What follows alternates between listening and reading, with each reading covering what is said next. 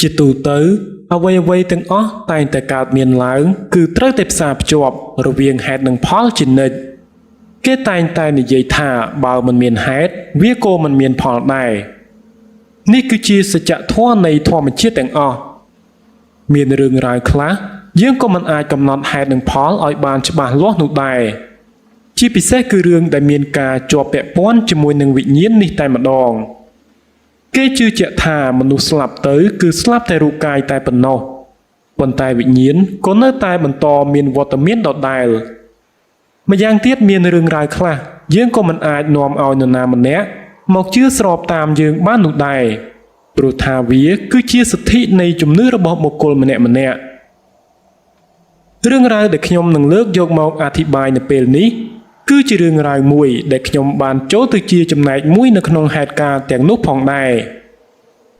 រឿងហេតុនេះគឺជារឿងហេតុមួយដែលបានកើតមានឡើងនៅពេលដែលខ្ញុំបានធ្វើដំណើរត្រឡប់មកលេងស្រុកកំណើតនៅក្នុងឱកាសថ្ងៃបុណ្យចូលឆ្នាំប្រពៃណីជាតិខ្មែរដែលមានរយៈពេលកន្លងមកប្រមាណជាជិត10ឆ្នាំមកហើយជាធម្មតានៅក្នុងឱកាសនោះភូមិឋានដែលខ្ញុំរស់នៅគឺតែងតែមានមនុស្សម្នាត្រៀមរៀបចំពិធីបុណ្យរាប់បាតប្រចាំវត្តចំណែកឯនៅពេលថ្ងៃក៏មានក្មេងៗប្រុសស្រីកំឡោះក្រមុំនៅក្នុងភូមិនាំគ្នាចេញមកលេងប៉ាតម្សៅយ៉ាងសប្បាយខ្ញៀវខ្ញាលុះដល់ពេលយប់ក៏មានការចាក់បញ្ចាំងវីដេអូនិងការសម្ដែងល្ខោនបាសាក់ដែលពួកចាស់ៗនៅក្នុងភូមិបានរៃអង្គាសគ្នាទៅជួលយកមកពីខេត្តផ្សេងនៅថ្ងៃមួយពេលដែលខ្ញុំកំពុងតែត្រឡប់មកផ្ទះខ្ញុំក៏មានអារម្មណ៍ថាស្ថានភាពនៅក្នុងភូមិក៏ខុសប្លែកពីធម្មតាពលគឺមិនដូចឆ្នាំមុនដែលខ្ញុំមកទេនៅព្រឹកដែលខ្ញុំបានចូលមកដល់ក្នុងភូមិស្របពេលដែលខ្ញុំកំពុងតែចុះពីលើម៉ូតូឌុបខ្ញុំក៏បានឃើញលោកពូមេភូមិប្រញាប់ប្រញាល់ចុះពីលើផ្ទះរបស់គាត់ហើយបន្ទាប់មកគាត់ក៏បានឡើងជិះម៉ូតូកង់3ចេញទៅគាត់បានឲ្យគេបើកចេញពីភូមិសម្ដៅទៅកាន់ទីរួមខេត្តមើលទៅគាត់នៅពេលនោះហាក់បីដូចជាកំពុងតែមានរឿងរ៉ាវបន្ទាន់ដែលត្រូវដោះស្រាយអញ្ចឹងខ្ញុំក៏មិនដឹងដែរថាលោកពូមេភូមិគាត់មានធុរៈអ្វីនោះគ្រាន់តែសង្កេតឃើញថានៅថ្ងៃនោះ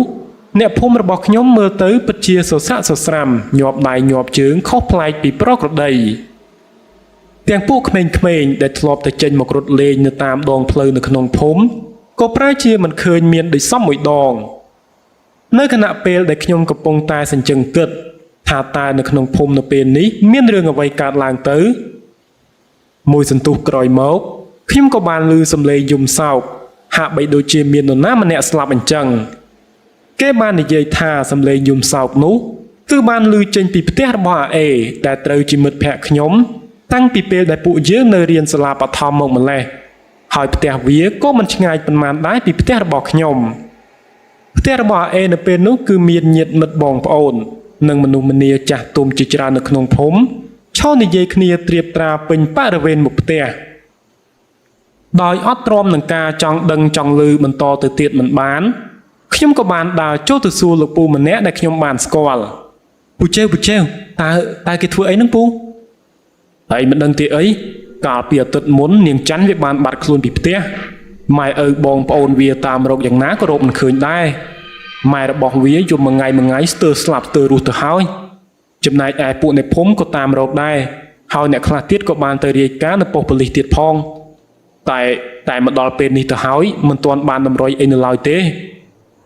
ពូជេវដែលជាអ្នកចិត្តខាងជាប់របងផ្ទះខ្ញុំបានឆ្លើយប្រាប់ខ្ញុំបែបនេះបន្ទាប់មកគាត់ក៏បានប្រាប់ឲ្យខ្ញុំប្រញាប់ដើរទៅផ្ទះវិញមុននឹងព្រះអាទិត្យលិចព្រោះថានៅពេលនេះអ្នកភូមិភាគច្រើនគេបានផ្អើលតគ្នាថា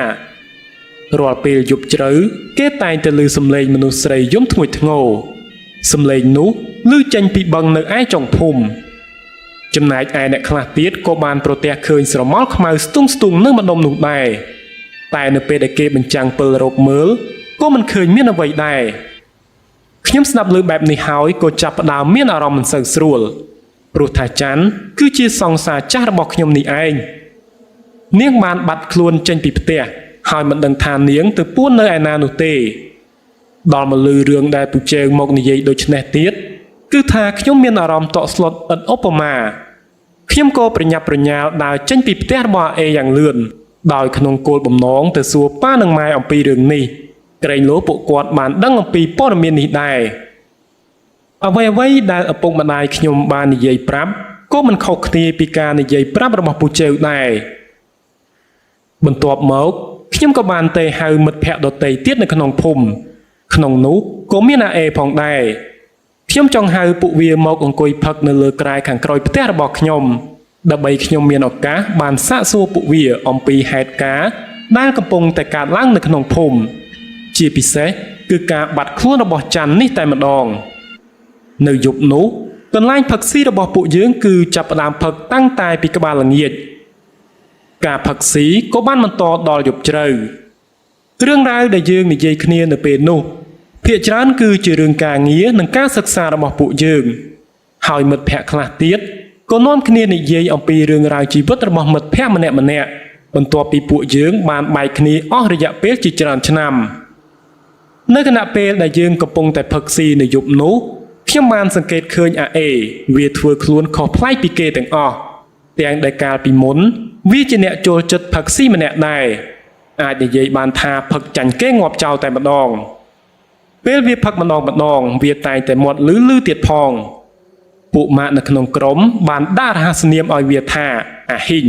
តែម្ដងនេះវាបែរជាផឹកស្រាមិនបានអស់3កំប៉ុងផងវាតែងតែអង្គុយងាកមើលមុខមើលក្រោយធ្វើហាក់បីដូចជាខ្លាចនរណាម្នាក់ឃើញអញ្ចឹងវាតែងតែសម្លឹងមើលបរិវេណស៊ីផឹកទាំងដែលនៅទីនោះមិនមាននរណាក្រៅពីពួកយើងនោះទេចំណែកប៉ានិងម៉ែរបស់ខ្ញុំក៏បានឡើងមកលើផ្ទះពួកគាត់បានសម្រាកសម្រានលក់តាំងតែពីក្បាលប្រលប់អស់ទៅហើយដោយចង់ដឹងខ្លាំងពេកខ្ញុំក៏បានសួរទៅកាន់វាថាអេតើឯងវាចេះតែមិនហ្នឹងភ្លាមនោះវាក៏បានសួរបកមកខ្ញុំវិញថាហើយមិនលឺសំឡេងអីទេឬខ្ញុំក៏បានធ្វើមុខបែបងឿងឆ្ងល់តបទៅវាវិញថាក្រៅពីសំឡេងរបស់ឯងនិងអញមិនលឺសំឡេងអីផ្សេងទៀតទេអេហើយឯងចង់សួរអញពីសំឡេងអីទៅបន្ទាប់មកខ្ញុំក៏បានស្រវាយកស្រាមួយកំប៉ុងគាស់ខ្វាច់ឲ្យអាសម្លាញ់អេមុននឹងអេស្រែកឧទានចេញមកថាអើយបានហើយវាធ្វើហាក់បីដូចជាវាកំពុងតែភ្ញាក់ផ្អើលនឹងអ្វីមួយអញ្ចឹងហើយវាក៏បានកញ្ឆក់យកកំប៉ុងស្រានោះគប់ចោលទៀតផងក្រោយមកបន្តិចវាក៏បានសុំខ្ញុំត្រឡប់ទៅផ្ទះវិញខ្ញុំបានត្រឹមតែប្លែកក្នុងចិត្តថាម្ដងនេះអេវាកើតអីទៅមើលទៅវាក៏មិនជាស្រវឹងណាស់ណាដែរតែនរណាទៅដឹងថាវាកើតអីនោះនៅគណៈពេលដែលខ្ញុំកំពុងតែមើលពីក្រោយពេលដែលវាត្រឡប់ទៅវិញខ្ញុំក៏បានឃើញស្រមោលមនុស្សស្រីម្នាក់កំពុងតែដើរតាមពីក្រោយអាអេចេញទៅខ្ញុំប្លែកក្នុងចិត្តយ៉ាងខ្លាំងមើលទៅសឹងថាមិនអាចទៅរួចព្រោះថានៅកន្លែងដែលយើងផឹកស៊ីនឹងមិនមាននរណាផ្សេងលើសពីនេះទៀតទេពួកម៉ាក់ដទៃទៀតដែលមកផឹកក៏ដួលសន្លប់នៅនឹងកន្លែងអស់ទៅហើយឃើញដើរចេញទៅវិញគឺមានតែអាអេម្នាក់ប៉ុណ្ណោះលុះនៅពេលដែលខ្ញុំខំញីភ្នែកដើម្បីមើលឲ្យកាន់តែច្បាស់ខ្ញុំក៏មិនឃើញមានមនុស្សស្រីម្នាក់នោះទៀតដែរពលគឺឃើញតែអាអេដើរតែម្នាក់ឯងប៉ុណ្ណោះខ្ញុំបានបន្លប់ខ្លួនឯងថាប្រហែលមកពីខ្ញុំផឹកស្រាច្រើនពេកក៏មិនដឹងទើបបណ្ដាលឲ្យស្រវាំងភ្នែកបែបនេះខ្ញុំដែលមានបំណងចង់សាកសួរទៅកាន់អាអេតាក់ទងទៅនឹងការបាត់ខ្លួនរបស់ច័ន្ទក៏នៅតែមិនទាន់បានសួរវាដែរជាការពិតទៅច័ន្ទនិងអាអេគឺជាបងប្អូនជីដូនមួយនឹងគ្នាស្នាក់អាស្រ័យនៅផ្ទះជាមួយគ្នាខ្ញុំបានតាំងចិត្តថាព្រឹកថ្ងៃស្អែកខ្ញុំនឹងទៅរកអាអេដើម្បីសួរនាំវាអំពីរឿងនេះបើទេទៅសួរវាទាំងជប់បែបនេះក៏ប្រហែលជានិយាយគ្នាមិនដឹងរឿងដែរណាមួយវាក៏កំពុងតែមានអារម្មណ៍មិនល្អស្រាប់ផងលុះព្រឹកឡើងស្រាជាច្រើនកំប៉ុងដែលខ្ញុំបានផឹកកាលពីយប់ក៏ចាប់ផ្ដើមធ្វើទុកធ្វើឲ្យខ្ញុំក្រោកពីដេកបានមុនពួកអដែងផ្សេងទៀតខ្ញុំមានអាការៈរោគកលនិងក្អួតនិងឈឺក្បាលយ៉ាងខ្លាំងខ្ញុំបានដើរចេញពីក្រែក្រោយផ្ទះដែលពួកម៉ាក់ផ្សេងទៀតកំពុងតែដេកយ៉ាងលងលក់នៅឡើយខ្ញុំបានដើរមកក្អួតនៅក្នុងបន្ទប់ទឹកបន្ទាប់មកខ្ញុំក៏បានងូតទឹកនិងផ្លាស់ប្ដូរសម្លៀកបំពាក់ដើម្បីចេញទៅរកអាអេអាការៈរបស់ខ្ញុំនៅពេលនោះគឺមិនទាន់ស្វាងស្រវឹងស្រួលបួលនៅឡើយផងនៅតាមផ្លូវទៅផ្ទះអាអេខ្ញុំដើរស្ទើរតែជប់ក្អួតម្ដងទៅហើយ ក្បាលក៏នៅតែឈឺព្រោះថាខានផឹកច្រើន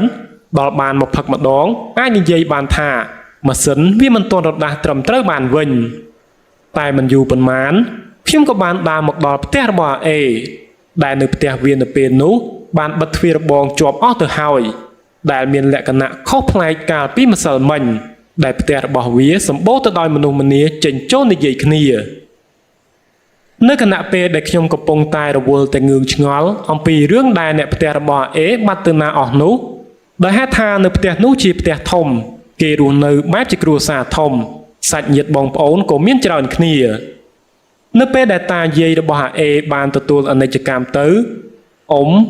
មីងរបស់អេដែលបានរៀបការមានគ្រួសារអស់ហើយក៏មិនបានផ្លាស់ចេញទៅរស់នៅខាងក្រៅដែរអេបានកើតនឹងធំធាត់នៅទីនេះដូចគ្នាទៅនឹងច័ន្ទដែលត្រូវជាអតីតសង្សាររបស់ខ្ញុំម្នាក់ផងដែរកាលពីនៅរៀនខ្ញុំតែងតែយកលេសថាជាមិត្តភក្តិរបស់អេដើម្បីខ្ញុំមានឱកាសបានជួបនារីដែលខ្ញុំបានលួចស្រឡាញ់រហូតដល់ពួកយើងបានក្លាយទៅជាសង្សារនឹងគ្នានៅរយៈពេលដ៏ខ្លីមួយរហូតដល់ពេលដែលខ្ញុំត្រូវចេញទៅរៀនបន្តនៅឯភ្នំពេញខ្ញុំក៏មិនសូវមានពេលវេលាសម្រាប់ច័ន្ទដូចមុនតទៅទៀតក្រោយមកនាងក៏សម្រេចសុំចែកផ្លូវពីខ្ញុំហើយឆាកល្ខោនស្នេហាវ័យក្មេងរបស់យើងទាំងពីរក៏ត្រូវបានបិទបញ្ចប់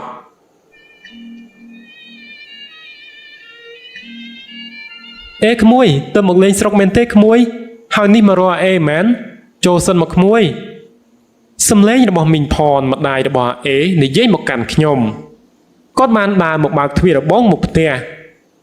បាទជំរាបសួរអ្នកមីងខ្ញុំទើបតែមកពីភ្នំពេញកាលពីម្សិលមិញនេះឯងហើយពេលនេះមីងគិតចង់ទៅវត្តមែនទេខ្ញុំសួរបែបនេះព្រោះថាឃើញគាត់កំពុងតែរៀបចំចានស្រាក់ដែលនៅក្នុងនោះមានបាយសម្លបង្អែមចំអាបព្រមទាំងឃើញមានធូបទៀននិងផ្កាទៀតផងចាមែនហើយក្មួយប៉ុន្មានថ្ងៃនេះអ្នកផ្ទះចេះតែយល់សពមិនល្អយល់សពឃើញមានមនុស្សស្រីមុខមាត់អាក្រក់មកដើរជុំវិញផ្ទះ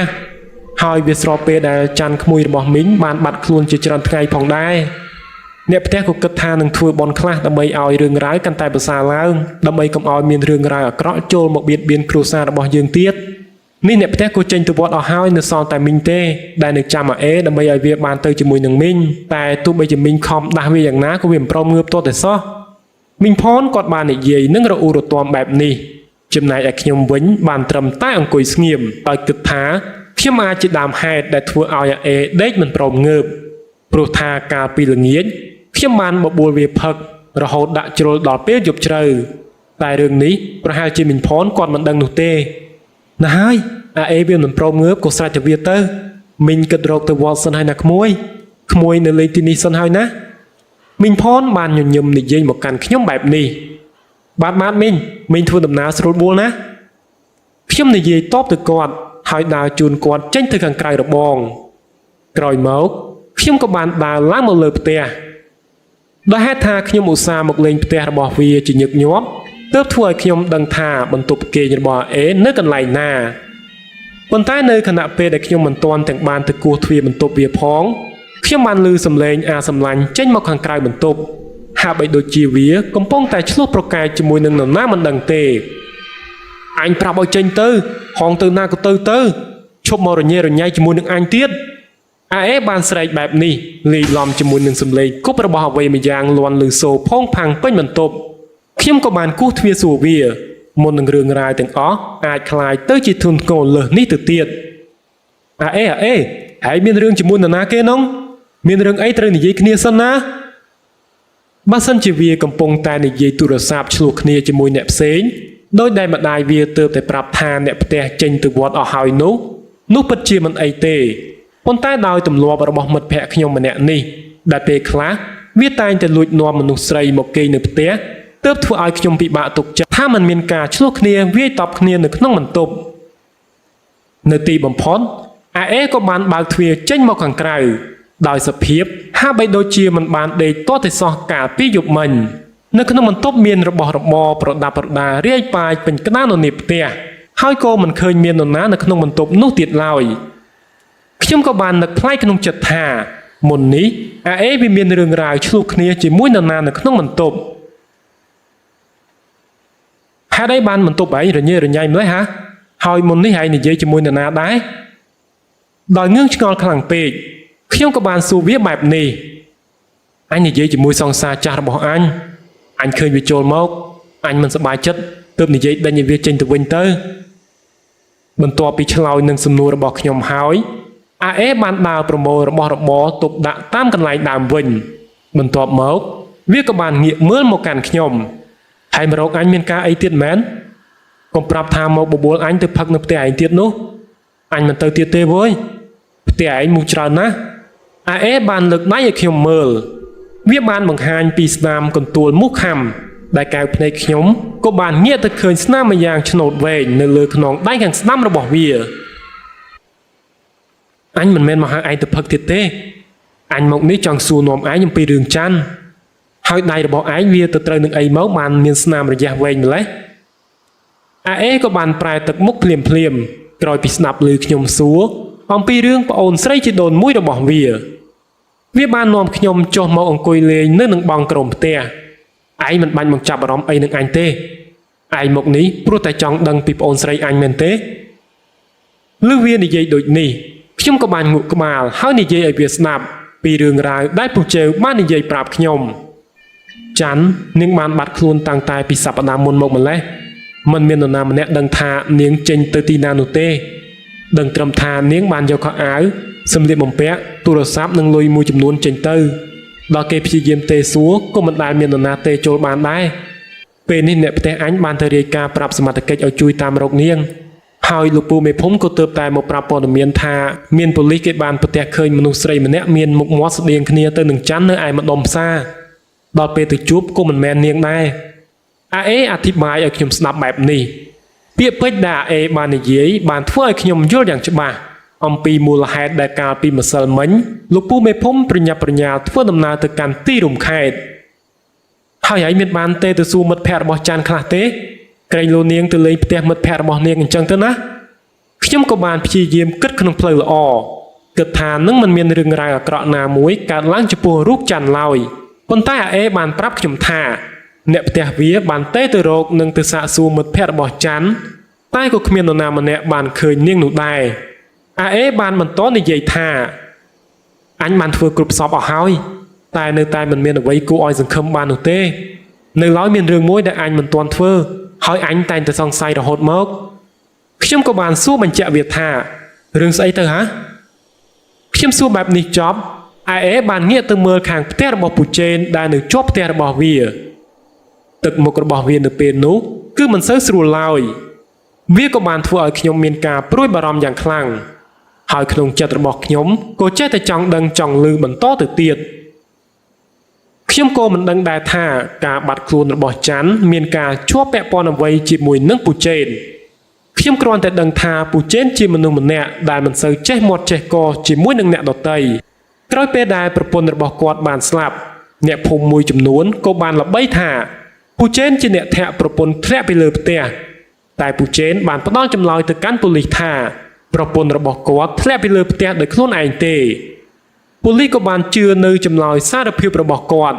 ទើបជាហេតុនាំឲ្យពូជេននៅមានសេរីភាពនិងស្ថិតនៅក្រៅឃុំប៉ុន្មានថ្ងៃមុនពេលដែលច័ន្ទបានបាត់ខ្លួនអញបានឮវាឆ្លោះប្រកែកគ្នាជាមួយនឹងពូជេន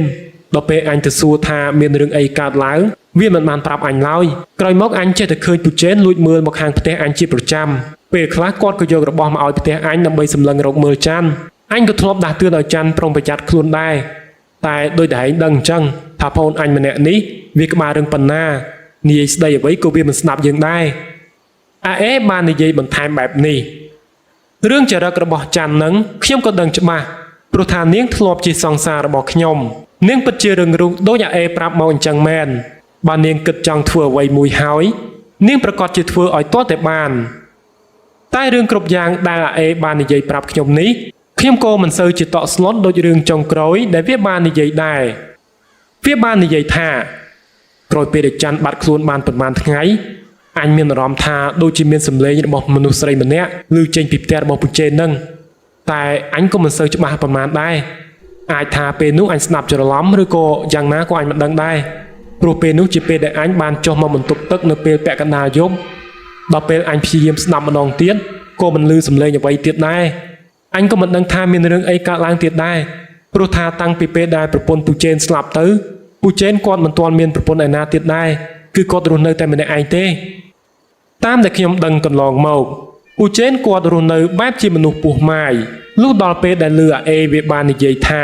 វាបានលឺសំឡេងមនុស្សស្រីប្លែកចេញពីផ្ទះរបស់ពូជេនក្រោយពេលដែលច័ន្ទបានបាត់ខ្លួនទៅវាបានធ្វើឲ្យខ្ញុំមានការសង្ស័យនិងព្រួយបារម្ភពីសុវត្ថិភាពច័ន្ទកាន់តែខ្លាំងឡើងខ្ញុំនិងអាអេក៏បានសម្រេចចិត្តថានឹងលបមើលជុំវិញផ្ទះពូជេននៅក្នុងយប់នេះពួកយើងចង់ដឹងថាវាជាសំឡេងរបស់អ្នកណាដើម្បីឲ្យជ្រះមន្ទិលទាំងអស់គ្នានៅយប់នោះអាអេនិងខ្ញុំបានសម្ដែងធ្វើជាដេកតាំងតែពីក្បាលប្រលប់លុះដល់ពេលយប់ជ្រៅរំលងអត្រាតទើបពួកយើងបានចុះពីលើផ្ទះរៀងៗខ្លួនបន្ទាប់មកពួកយើងក៏បានជួបគ្នានៅផ្ទះរបស់អាអេយើងទាំងពីរនាក់បានលបលួចផ្លោះរបងចូលទៅក្នុងបរិវេណផ្ទះពូជេនដោយភាពស្ងៀមស្ងាត់ជាទីបំផុតអាអេបានខ្សឹបប្រាប់ខ្ញុំថាសំឡេងដែលវាធ្លាប់បានឮនឹងគឺលាន់ឮចេញពីបន្ទប់ទឹកខាងក្រោយផ្ទះរបស់ពូជេនខ្ញុំនិងវាក៏បានដើរលបទៅខាងក្រោយផ្ទះរបស់ពូជេនដែលនៅខាងក្រោមផ្ទះគាត់ពោពេញទៅដោយសម្ភារៈធ្វើចម្ការនិងឧបករណ៍នេសាទដាក់នៅរប៉ាត់រប៉ាយរហូតទៅដល់មុខបន្ទប់ទឹកនៅគណៈពេលដែលខ្ញុំយកដៃទៅកាន់ចបដែលដាក់នៅពាំងពីមុខផ្លូវចូលទៅខាងក្រោមផ្ទះក៏ស្រាប់តែពេលនោះអាអេវាបានស្រែកឡើងផ្លាត់សំឡេងបន្ទាប់មកវាក៏បានរត់ទៅបុកប្រដាប់ប្រដាអស់ទាំងនោះហើយវាក៏បានផ្លោះរបងចូលទៅផ្ទះវាវិញបាត់ទៅដោយគ្មានមូលហេតុកត្តានេះហើយបានធ្វើឲ្យផែនការតាមស៊ើបរកសម្លេងមនុស្សស្រីអាចកំបាំងនោះត្រូវរលាយភ្លាមតែម្ដងសម្លេងដែលវាស្រែកបានធ្វើឲ្យពូជេនភ្ញាក់ដឹងខ្លួនហើយគាត់ក៏បានស្រែកឆោឡោហៅឲ្យគេមកជួយព្រោះគាត់ប្រហែលជាគិតថាអាចនឹងមានចោរចូលមកក្នុងផ្ទះខ្ញុំក៏បានប្រញាប់រត់យ៉ាងលឿនស្លេវញាប់ជើងឆ្មិញខ្ញុំបានទៅពួននៅឯព្រៃចេកខាងក្រោយផ្ទះរបស់គាត់ដើម្បីកុំឲ្យមាននរណាតាមមកឃើញអាអេអានទុងចឹកអើយហើយមកស្រែករកងាប់អីហ៎ខ្ញុំបានស្រែកជេរវាភ្លាមក្រោយពេលដែលខ្ញុំបានរត់មកដល់ផ្ទះហើយខ្ញុំក៏មានអារម្មណ៍ថាស្បើយទ្រូងបន្តិចហើយព្រោះថាមិនឃើញមានស្រមោលមនុស្សណាដេញតាមមកនោះទេប៉ុន្តែក្រោយមកមិនថាតែខ្ញុំខំទេទៅសួរអាមិត្តជើងល្អម្នាក់នេះប៉ុន្មានដងនោះទេអាអេវាមិនព្រមលើកទូរស័ព្ទតតែសោះចុងក្រោយខ្ញុំបានត្រឹមតែផ្ញើសារទៅជេរវាឲ្យបានស្រឡះចិត្តបន្តិចហើយខ្ញុំក៏ឡើងទៅលើផ្ទះវិញគិតថាព្រឹកស្អែកចាំទៅជេរវាដល់ផ្ទះតែម្ដងព្រោះថាវាស្ទើរតែធ្វើឲ្យខ្ញុំត្រូវបានប៉ូលីសចាប់ពីបទចូលទៅផ្ទះគេទាំងយប់ស្ងាត់ដែលវាមិនខុសអីពីចោរនោះទេរឿងរ៉ាវគ្រប់យ៉ាងវាគួរតែចប់ត្រឹមចំណុចនេះប៉ុន្តែនៅយប់ដដែលនោះមុននឹងខ្ញុំចូលដេកជាចៃដន្យខ្ញុំបានសម្លឹងទៅខាងក្រៅតាមបង្អួចអោព្រះអើយខ្ញុំបានឃើញច័ន្ទដើរកាន់ពិលកាត់តាមមុខផ្ទះរបស់ខ្ញុំ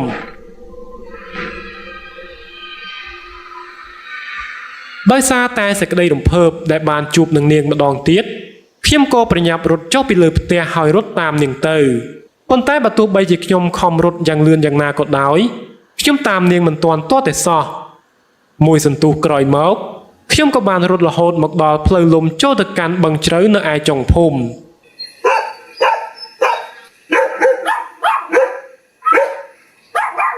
ច័ន្ទនៅឯណានេះខ្ញុំណានៅចាំខ្ញុំបានទេខ្ញុំបានស្រែកហៅរកនាងព្រមទាំងបានដើរឈ្ងោករកនាងនៅតាមមាត់បឹងព្រោះតែពេលនោះខ្ញុំបានឃើញមានពន្លឺភ្លើងពិលដែលអាចជាពិលដែលនាងកំពុងតែកាន់នៅនឹងដៃនោះហើយណាមួយយប់ថ្មនេះទៅហើយវាគ្មាននរណាមកនេសាទអីទៀតនោះទេប៉ុន្តែនៅខណៈពេលដែលខ្ញុំមិនទាន់ទាំងបានដើរទៅតាមពន្លឺពិលកំពុងតែបញ្ចាំងនោះផងវាហាក់បីដូចជាមានសត្វអ្វីម្យ៉ាងមកទាញជើងខ្ញុំយ៉ាងខ្លាំងសត្វនោះបានទាញជើងរបស់ខ្ញុំរហូតធ្វើឲ្យខ្ញុំដួលធ្លាក់ចូលទៅក្នុងទឹកបឹ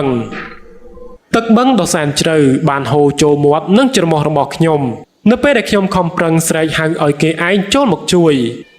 នៅខណៈពេលដែលដៃនិងជើងទាំងពីររបស់ខ្ញុំកំពុងតែបក់ខ្វាយដើម្បីទប់លំនឹងខ្លួន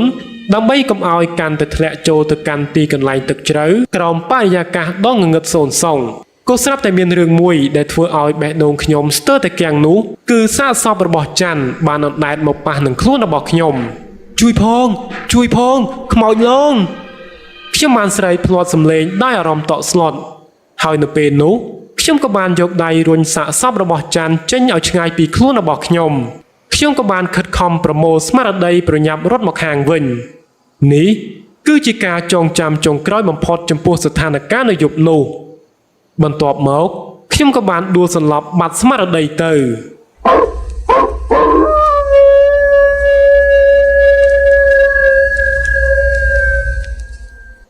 លុះនៅពេលព្រឹកឡើងខ្ញុំក៏ដឹងខ្លួនខ្ញុំបានដឹងថាខ្លួនឯងកំពុងតែដេកនៅលើផ្ទះដោយមានប៉ានិងម៉ែបងប្អូនយាយតាកំពុងតែអង្គុយជុំវិញខ្ញុំហើយនៅពេលនោះថែមទាំងមានលោកគ្រូខ្មោចប្រចាំភូមិមករៀបចំពិធីអ្វីមិនដឹងនោះទេ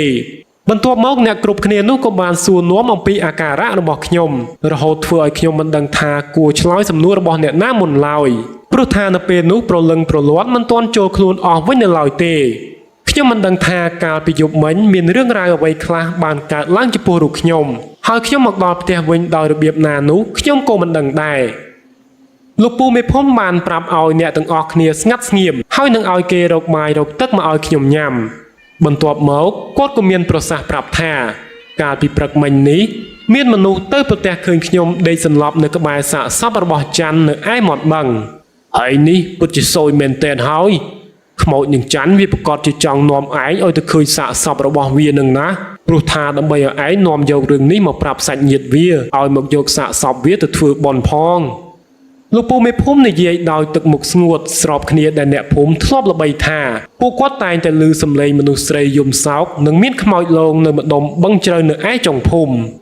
ប៉ូលីសបានធ្វើការសន្និដ្ឋានថាច័ន្ទវាត្រូវបានគេច្របាច់កសម្លាប់ខ្មោចតៃហោងបែបនេះទើបធ្វើឲ្យវិញ្ញាណរបស់នាងនៅមិនស្ងប់សុខហើយដឹងទេយប់មិញនេះច័ន្ទវាបានទៅលងបន្លាចទាំងអាអេទាំងអាចេនរហូតដល់ថ្នាក់អាអេត្រូវបានអ្នកផ្ទះវាយកទៅឲ្យលោកស្រោចទឹកទៀតផងស្ដាប់ប្រសាសន៍របស់លោកពូមេភូមិចប់បានធ្វើឲ្យខ្ញុំប្លែកចិត្តព្រោះថាគាត់មិនបាននិយាយអីតទៅទៀតតាក់ទងជាមួយនឹងពូចេនហើយពូចេនពូគាត់មិនទៅស្រោចទឹកនឹងគេដែរទេអីគាត់មិនបានឆ្លើយសំណួររបស់ខ្ញុំភ្លាមនោះទេហើយថែមទាំងធ្វើទឹកមុខមាំទៀតផងបន្ទាប់មកគាត់ក៏មានប្រសាសន៍ប្រាប់ខ្ញុំទៀតថាប៉ូលីសមានការសង្ស័យទៅលើពូចេនថាគាត់ជាអ្នកសម្លាប់ច័ន្ទព្រោះនៅថ្ងៃដែលច័ន្ទបានបាត់ខ្លួនជាថ្ងៃដែលមានមនុស្សជាច្រើនបានឃើញពូចេនទៅរកត្រីនៅឯបឹងចុងភូមិហើយបូកផ្សំទាំងលឺអាអេនិយាយថាពូចេននិងច័ន្ទធ្លាប់បានឆ្លោះប្រកែកគ្នាផងហើយម្យ៉ាងទៀតសំណាញ់របស់ពូចេនក៏បានបាត់ផងដែរហើយចៃដន្យអីនៅក្បែរសាកសពរបស់ច័ន្ទគឺមានសំណាញ់របស់ពូចេនដែលបានបាត់ទៅនោះពេលនេះផងដែរសាកសពរបស់ច័ន្ទត្រូវបានគេនាំយកទៅធ្វើកោសល្យវិច័យនៅឯប៉ុស្តិ៍ប៉ូលីសចំណែកឯពូចេនក៏ត្រូវបានប៉ូលីសនាំយកទៅឃុំឃាំងបណ្ដោះអាសន្នដើម្បីសាកសួរគាត់អំពីរឿងហេតុក្នុងឋានៈជាជនជាប់សង្ស័យដោយមានភ័ស្តុតាងភ្ជាប់ជាមួយផងហើយម្យ៉ាងទៀតនោះគាត់ក៏គ្មានបុគ្គលណាម្នាក់ជួយធានាអះអាងថាគាត់មិនមែនជាអ្នកប្រព្រឹត្តរឿងនេះឡើយដំណឹងនៃការស្លាប់និងការលងបន្លាចរបស់ខ្មោចនាងច័ន្ទត្រូវបានសាយភាយពេញភូមិតែម្ដងបន្ទាប់មកនៅពេលដែលគេធ្វើកោសល្យវិច័យរួចហើយប៉ូលីសបានតាក់ទងមកកាន់សាច់ញាតិនៃសពដើម្បីឲ្យទៅទទួលសពយកមកធ្វើការបូជាពលគឺនៅរយៈពេលប្រមាណថ្ងៃក្រោយពេលដែលខ្ញុំបានប្រទះឃើញសាកសពរបស់នាងហើយវាក៏ស្របគ្នាទៅនឹងពេលដែលខ្ញុំនិងអាអេបានធូរស្បើយពីអាការៈគ្រុនក្តៅបន្ទាប់ពីត្រូវខ្មោចនាងច័ន្ទលបបន្លាចរួចមកខ្ញុំក៏បានឆ្លៀតចេញពីផ្ទះទៅវត្តដើម្បីចូលរួមពិធីឈាបនកិច្ចរបស់សពនាងច័ន្ទដើម្បីធ្វើការអហោសិកម្មឲ្យនាងជាលើកចុងក្រោយនៅគណៈពេលដែលម្ដាយរបស់ច័ន្ទគិតតែពីយំសោកដែលគាត់មិនអាចទទួលយកបាននៅការស្លាប់របស់កូនស្រីតែម្នាក់គត់របស់គាត់បូករួមជាមួយនឹងការនិយាយលួងលោមពីសំណាក់មិត្តភ័ក្តិនិងសាច់ញាតិបងប្អូនដែលបានចូលរួមក្នុងពិធីនោះខ្ញុំបានសង្កេតឃើញថាមនុស្សម្នាក់ដែលរងទុក្ខចំពោះរឿងនេះមិនចាញ់ម្ដាយរបស់ច័ន្ទនោះគឺអាអេនេះឯងខ្ញុំបានឃើញមុខមាត់របស់វាស្លេកស្លាំងហើយនៅពេលដែលមានមនុស្សទៅសួរនាំវាចេះតែភ្ញាក់ភ័យប្រៀបដូចជាមនុស្សលប់សតិអញ្ចឹងនៅខណៈពេលដែលគេចំអះទឹកសពអាអេវាមានអាការៈរបៀបរកនឹងឈួតមិនដឹងនោះទេខ្ញុំឃើញដូច្នេះក៏បានបបួលវាទៅអង្គុយលេងនៅកន្លែងផ្សេងឆ្ងាយពីទីនោះបន្តិច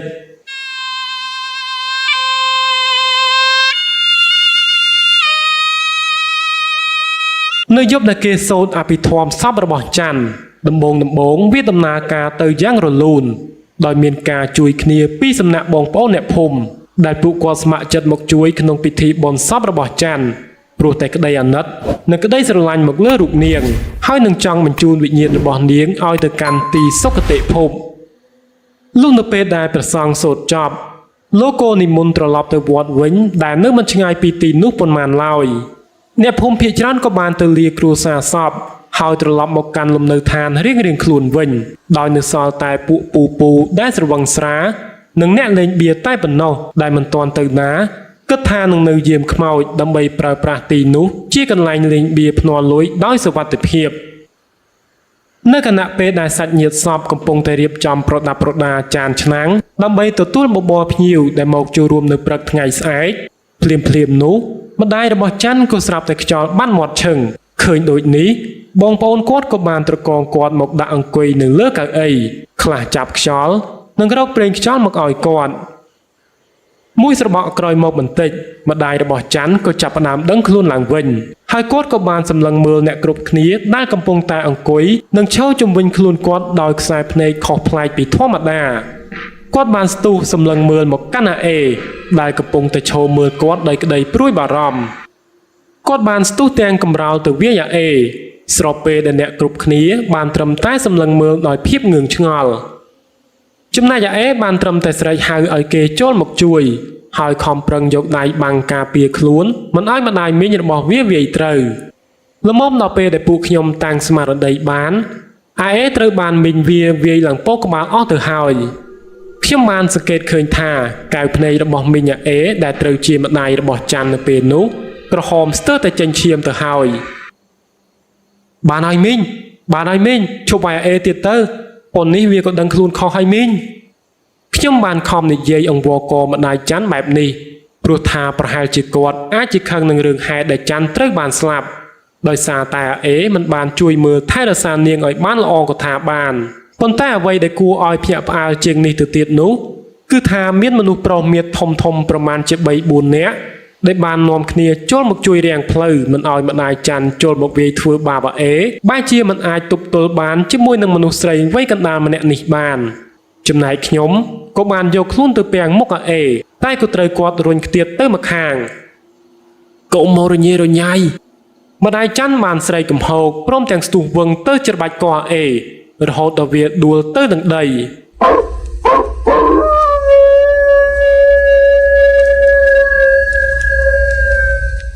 ឯងសម្លាប់អញធ្វើអីអញបានអង្វរឯងហើយតែឯងនៅតែធ្វើបាបអញទៀតពាក្យសម្ដីដែលមិនមែនជាសម្លេងរបស់ម្ដាយច័ន្ទបានធ្វើឲ្យអ្នកគ្រប់គ្នាដែលបានឃើញហេតុការណ៍នោះសម្លឹងមើលមុខគ្នាប្រកបដោយភាពតក់ស្លុតហើយពួកគាត់ក៏ចាប់ផ្ដើមមានអារម្មណ៍ថារឿងរ៉ាវនេះគឺវាបានកើតឡើងខុសពីហេតុនិងផលទៅហើយទើបមានអ្នកខ្លះបានយកខ្សែកដែលមានបន្តោងរូបព្រះទៅពាក់ឲ្យម្ដាយច័ន្ទព្រោះខ្លាចថាគាត់អាចនឹងជ្រុលដៃវាយសម្លាប់អាអេដែលទៅជាក្មួយបង្កើតរបស់គាត់ជាលទ្ធផលម្ដាយរបស់ច័ន្ទបានស្រែកឲ្យគេដោះយកខ្សែកនោះចេញពីករបស់គាត់វិញបន្ទាប់មកគាត់ក៏បានដួលសន្លប់បាត់ស្មារតីទៅចំណែកអាអេវិញវាបានខំប្រឹងរកកន្លែងរត់គេចចេញពីទីនោះប៉ុន្តែដោយស្ថានភាពកើតឡើងដោយឥតព្រៀងទុកលាយឡំជាមួយតម្រុយខ្លះដែលធ្វើឲ្យអ្នកគ្រប់គ្នាជាពិសេសគឺគ្រួសាររបស់ច័ន្ទចង់ដឹងចង់ឮបន្តទៅទៀតទើបជាហេតុនាំឲ្យពួកគាត់នាំគ្នាខាត់ខ្លួនអាអេជាប់លេខ្ញុំទៅពូលេខ្ញុំទៅពូម៉ែប្រាប់ឲ្យពួកពូលេខ្ញុំភ្លាមចាប់ខ្ញុំធ្វើអីមីងគាត់ងើបមកធ្វើបាបខ្ញុំទៀតឥឡូវហើយអាអេបាននិយាយនឹងលើកដៃសំពះអង្វរកគេគ្រប់គ្នាមើលទៅពិតជាគួរឲ្យអាណិតវាមែនតែនតែខ្ញុំក៏មិនអាចជួយអ្វីវាបានដែរមីងផនដែលជាម្ដាយរបស់អាអេខ្លួនគាត់ផ្ទាល់ស្ទើរតែលើកដៃសំពះអង្វរឲ្យអ្នកផ្សេងដោះលែងកូនរបស់គាត់តាមនិស្ស័យម៉ែនិងកូនពេលដែលឃើញកូនឈឺចាប់ម្ដាយក៏ឈឺចាប់ទ្វេដងតែគាត់ក៏ត្រូវបានបងប្អូនគាត់ដែលនៅសល់អូសដៃចេញមកខាងក្រៅវងដើម្បីឲ្យគេងាយស្រួលក្នុងការសាកសួរអេបន្តអំពីរឿងហេតុដែលបានកើតឡើងចំពោះច័ន្ទឯងឆ្លើយនឹងពូតាមត្រង់ណាអេប៉ុន្មានថ្ងៃមុនពេលដែលច័ន្ទបានស្លាប់ពូបានឃើញឯងតែងតែទៅសំងំស្ងាត់ម្នាក់ឯងនៅនឹងមុខបន្ទប់ទឹកគ្រប់ពេលដែលច័ន្ទទៅងូតទឹកហើយទាំងដែលឯងក៏ដឹងថាច័ន្ទនិងឯងនឹងគឺត្រូវជាបងប្អូនជាដូនមួយនឹងគ្នាឯងក៏ស្មានថាគ្មាននរណាឃើញឲ្យសោះណាបើសិនជាសំណាញ់ដែលជាប់សពរបស់ច័ន្ទនោះមិនមែនជារបស់អាចេន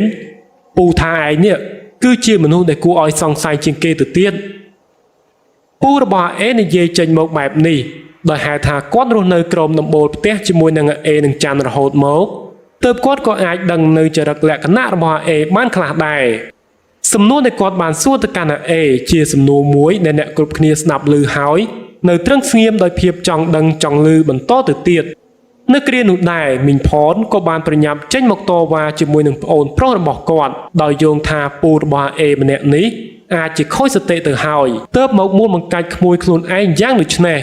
តែបងប្អូនដទៃទៀតក៏បាននិយាយដោយប្អូនប្រុសមីងផននិយាយអញ្ចឹងដែរដោយពួកគាត់ធ្លាប់បានឃើញអេព្យាយាមលឹបលោទៅលើច័ន្ទនៅពេលស្ងាត់មិនមាននរណានៅផ្ទះ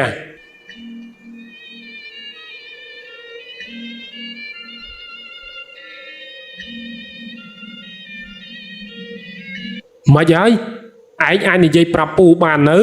ឬមួយក៏ឯងចង់ឲ្យព្រលឹងរបស់ច័ន្ទចូលមកសន្ធិដ្ឋខ្លួនម្ដាយរបស់វាទៀតអញមិនដឹងទេបើឯងមិននិយាយអ្វីនោះអញខ្លាចតែព្រលឹងរបស់វាមកច្បាច់កឯងឲ្យស្លាប់ទៅតាមវាដែរទេសំឡេងស្រីកំហោករបស់ពូវាបានធ្វើឲ្យអេលុតជង្គង់នៅចំពោះមុខគាត់រួចវាក៏បាននិយាយអង្វរកគាត់បែបនេះថាពូស្ដាប់ខ្ញុំណាខ្ញុំមិនមានបំណងឲ្យមានរឿងបែបនេះកើតឡើងនោះទេ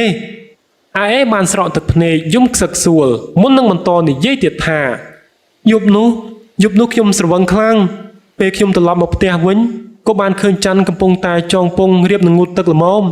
ខ្ញុំណាបន្ទាប់មកលោកពូរបស់វាក៏បានកាត់សម្ដីវាភ្លាមបែបនេះថាឯងរំលោភវាមែនទេភ្លាមនោះអេបានឆ្លើយមកថាបាទលោកពូលុះដល់ពេលដែលខ្ញុំស្វាងសវឹងបន្តិចខ្ញុំក៏ឃើញច័ន្ទដេកមិនឈរភ្នែកស្លាប់បាត់ទៅហើយខ្ញុំគ្មានបំណងច្បាច់កឲ្យនាងស្លាប់យ៉ាងនេះនោះទេណាពូខ្ញុំពិតជាមិនមានបំណងមែនណាពូមកពីខ្ញុំស្រវឹងមិនមានស្មារតីនៅក្នុងខ្លួនលុះចប់សម្ដីរបស់អេភ្លាមមិនទាន់លោកពូរបស់វាក៏បានជន់រង្វាន់វាមួយជើងស្ទើរតែបត់កទៅហើយនេះណែអដេរឆានបានហើយកុំធ្វើអញ្ចឹងសំឡេងស្រែកហាមឃាត់របស់មនុស្សដែលកំពុងតែឈរមើលហើយពួកគាត់ក៏បានព្យាយាមនាំគ្នាឃាត់គាត់ផងដែរការលើកដៃសំពះអង្វរកសូមក្តីមេត្តាពីសំណរអេគឺមិនបានផលនោះទេវាមិនត្រឹមតែត្រូវបានពូរបស់វាធាក់ឲ្យខ្ទាតនោះទេវាថែមទាំងត្រូវបានពួកសាច់ញាតិផ្សេងទៀតនាំគ្នាដាក់ម្នាក់មួយដៃមួយជើងរហូតដល់សន្លប់បាត់ស្មារតីឃើញបែបនេះមីងផនបានត្រឹមតែស្រែកយំដោយអារម្មណ៍សោកស្ដាយនិងខកចិត្តដែលមិននឹកស្មានថាកូនប្រុសរបស់គាត់គឺជាអ្នកបង្ករឿងដ៏សែនស្មោកគ្រោកនេះទៅលើបងប្អូនឯងបែបនេះហើយវាថែមទាំងខំប្រឹងលាក់បាំងសាកសពរបស់ច័ន្ទហើយបានរៀបចំផែនការឲ្យអ្នកផ្សេងជាអ្នកទទួលកំហុសជំនួសចំពោះរឿងអូក្រិតដែលខ្លួនឯងបានប្រព្រឹត្តទៅវិញរឿងនេះបានធ្វើឲ្យមីងផនលំបាកចិត្តស្ទើរតែឆ្កួតលីលាទៅហើយមួយទាំងមានអារម្មណ៍ខកបំណងជាមួយនឹងកូនប្រុសរបស់ខ្លួននិងមួយទៀតទាំងមានអារម្មណ៍ខុសឆ្គងចំពោះក្រុមគ្រួសាររបស់ប្អូនស្រីបង្កើតដែលមកត្រូវបាត់បង់កូនស្រីទោលយ៉ាងទាន់ហន់បែបនេះទៅវិញទោះបីជាចង់ជួយកូនយ៉ាងណាមីងផនក៏មិនអាចជួយឲ្យអេរួចផុតពីរឿងក្តីនេះបានដែរហេតុនេះហើយអេក៏ត្រូវបានសាច់ញាតិកាត់កាលចោលនិងនាំខ្លួនទៅកាន់ប៉ុស្តិ៍ប៉ូលីសទាំងដែលនៅពេលនោះវាកំពុងតែដេកសន្លប់មិនទាន់ដឹងខ្លួននៅឡើយពូរបស់វាបាននិយាយរឿងនេះទៅឲ្យប៉ូលីសស្ដាប់ហើយនឹងបានធ្វើឲ្យរឿងក្តីនេះដំណើរការទៅដោយយ៉ាងរលូនទៅតាមផ្លូវច្បាប់ជាធរមានចំណែកឯពូជេនដែលគេគ្រប់គ្នាបានទម្លាក់ការសង្ស័យតាំងតែពីដំបូងក៏ត្រូវបានគេដោះលែងក្នុងឋានៈជាមនុស្សល្អបរិសុទ្ធស្អាតស្អំពូជេននៅក្នុងក្រសែភ្នែករបស់អ្នកភូមិនៅពេលនោះក៏ចាប់ផ្ដើមល្អឡើងវិញពាក្យចចាមអារាមដែលធ្លាប់ល្បីថាគាត់សម្លាប់ប្រពន្ធខ្លួនឯងក៏ត្រូវបានគេបំភ្លេចចោលបន្តិចម្ដងផ្ទុយគ្នាពីរឿងដែលអេបានប្រព្រឹត្តវាបានធ្វើឲ្យអ្នកភូមិនិយាយតគ្នាពីមាត់មួយទៅមាត់មួយសំបីតែមីងផនគាត់ក៏មិនសូវចេញមុខមកជួបនឹងអ្នកផងដែរព្រោះតែងតែលើគេនន្ទាមកថាចិញ្ចឹមកូនឲ្យคล้ายទៅជាឃាតករទាំងដែលការពិតមីងផនគាត់មិនដែលចិញ្ចឹមកូនឲ្យធ្វើជាមនុស្សអាក្រក់ម្ដងណានោះទេប៉ុន្តែនេះអេមិត្តខ្ញុំវាមិនដោយឲ្យខ្លួនឯងคล้ายទៅជាមនុស្សពាលដោយឯងតែប៉ុណ្ណោះ បើមិនអញ្ចឹងទេវាក៏មិនអាចទៅនឹកឃើញរៀបចំផែនការបំបិតសាកសពនិងទម្លាក់កំហុសទៅឲ្យអ្នកផ្សេងបានបែបនេះនោះទេ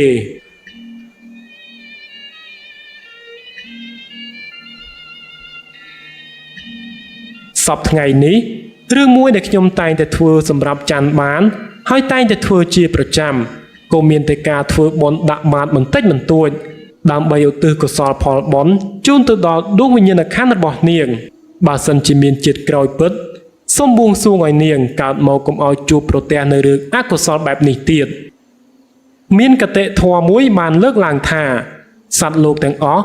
រមែងប្រព្រឹត្តទៅដោយកម្មសាច់រឿងនេះក៏ត្រូវបានបញ្ចប់តែត្រឹមនេះសង្ឃឹមថានឹងបានជួបបងប្អូនប្រិយមិត្តនៅវីដេអូបន្តបន្ទាប់ទៀតនៅពេលនេះខ្ញុំបាន admin សូមធ្វើការអរគុណនិងសូមគោរពលា